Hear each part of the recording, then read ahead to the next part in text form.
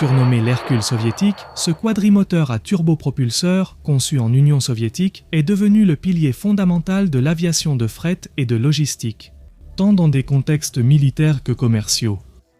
Depuis son premier vol en 1957, l'Antonov AN-12 s'est révélé être un avion polyvalent, robuste et capable d'opérer dans des conditions extrêmes, des caractéristiques qui l'ont rendu indispensable dans des contextes aussi variés que les champs de bataille, les missions humanitaires et les routes commerciales difficiles. Beaucoup remarquent la fumée noire que laissent ces moteurs, ce que nous allons expliquer dans cette vidéo aussi. L'Antonov 12 dérive des modèles Antonov 8 et Dix, et il a également donné naissance à une version fabriquée en Chine, le Yangji Y8, que nous aborderons aussi dans cette nouvelle vidéo de l'Aéropédie de monde de l'aviation.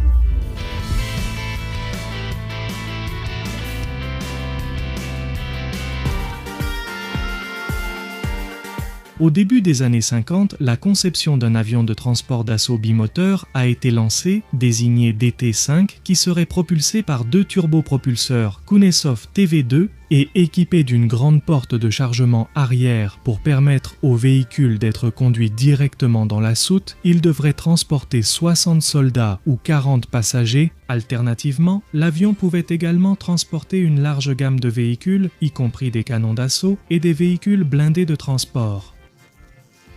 Il a effectué son premier vol le 11 février 1956 à Kiev, en Ukraine.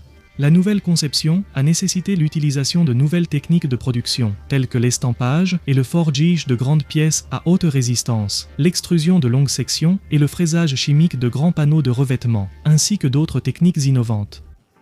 La plupart des AN-8, comme cet avion a été appelé par la suite, ont servi dans les forces aériennes soviétiques et un total de 151 unités ont été fabriquées. Ensuite, le constructeur Antonov a développé une version quadrimoteur pour passagers, destinée à être utilisée sur des lignes de 500 à 2000 km. Il ressemblait beaucoup au précédent, mais avec des dimensions plus grandes et un fuselage pressurisé. Le premier prototype de celui-ci a volé le 7 mars 1957. Il était conçu pour transporter 85 passagers. La cabine était spacieuse et bien équipée, avec des sièges confortables largement espacés, offrant beaucoup d'espace pour les jambes. Mais en raison du plancher bas de la cabine et du compartiment de transport, il y avait beaucoup d'espace inutilisable, ce qui limitait le volume des bagages et du fret. Ensuite, des versions avec de plus en plus de passagers ont été fabriquées, mais avec moins d'espace, atteignant jusqu'à 132 sièges. Au total, 104 avions ont été construits, y compris le prototype et les fuselages d'essai statiques.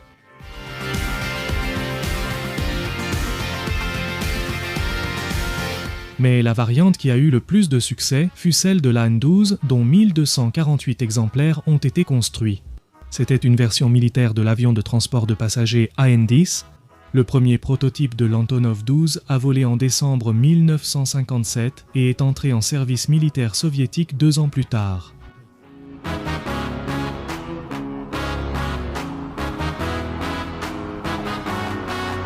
Équipé de 4 moteurs, Zipchenko Al-Vingt, il offrait une combinaison de puissance, d'autonomie et de fiabilité.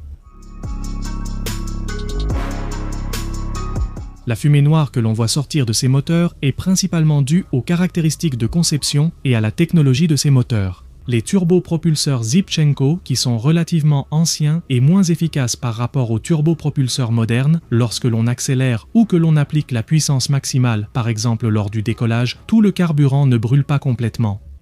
L'excès de particules de carbone et de carburant partiellement brûlé est libéré sous forme de fumée noire.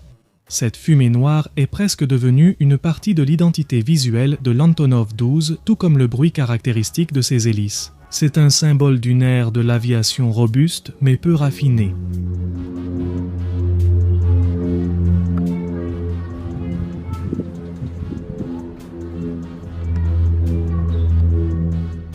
Sa cabine pressurisée et sa capacité à transporter jusqu'à 20 tonnes de fret l'ont rendu idéal pour des opérations stratégiques.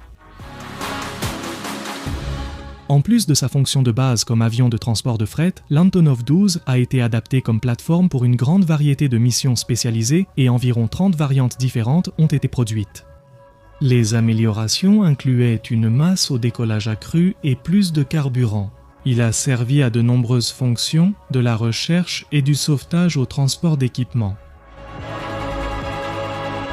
L'Antonov 12 a une capacité allant jusqu'à 100 parachutistes entièrement équipés ou 20 000 kg de fret. Il est curieux de noter que les premiers modèles étaient équipés de 2 canons de 23 mm dans une tourelle arrière comme défense aérienne.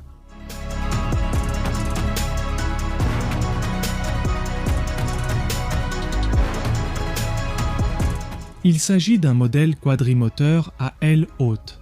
Il a un poids maximal au décollage de 61 tonnes et une autonomie de 3600 km avec charge maximale ou de 5700 km sans charge. Sa vitesse maximale est de 777 km/h et il dispose d'un équipage de 5 personnes, 2 pilotes, un navigateur, un mécanicien de vol et un opérateur radio.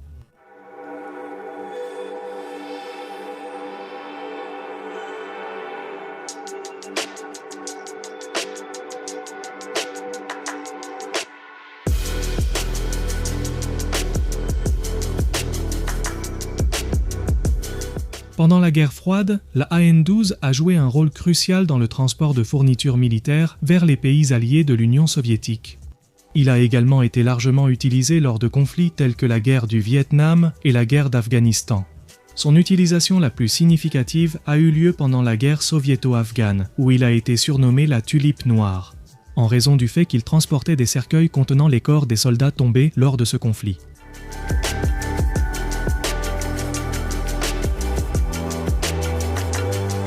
Bien que la AN-12 ait quitté de nombreuses forces aériennes, il reste utilisé par des compagnies civiles et des gouvernements pour sa robustesse et son faible coût. Actuellement, il est populaire parmi les opérateurs de fret, en particulier en Asie, en Afrique et en Europe de l'Est. Et même, curieusement, un exemplaire a été utilisé aux États-Unis pour le film World War Z.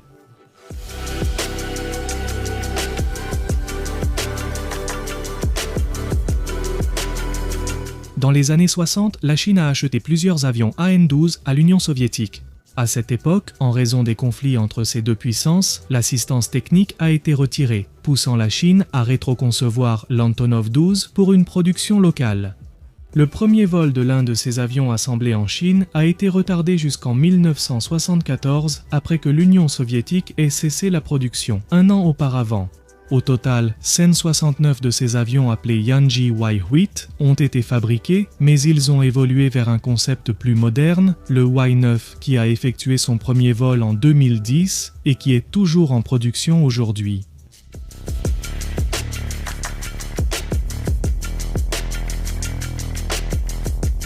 L'Antonov 12 est un exemple parfait de la philosophie soviétique en matière d'aviation militaire, simple, fonctionnelle, robuste et durable. Bien qu'il n'ait jamais été l'avion le plus avancé, il a été l'un des plus fiables, opérant dans des conditions extrêmes où d'autres appareils n'osaient même pas atterrir. Il était l'équivalent soviétique du C-130 Hercule et aujourd'hui encore, près de 70 ans après son premier vol, il continue d'accomplir des missions dans les coins les plus reculés de la planète. Cet aéronef a gagné sa place comme l'un des grands chevaux de trait de l'histoire. Pas pour sa vitesse ni sa technologie, mais pour son service inégalé et sa capacité à continuer de voler, alors que d'autres ne sont restés que dans les musées.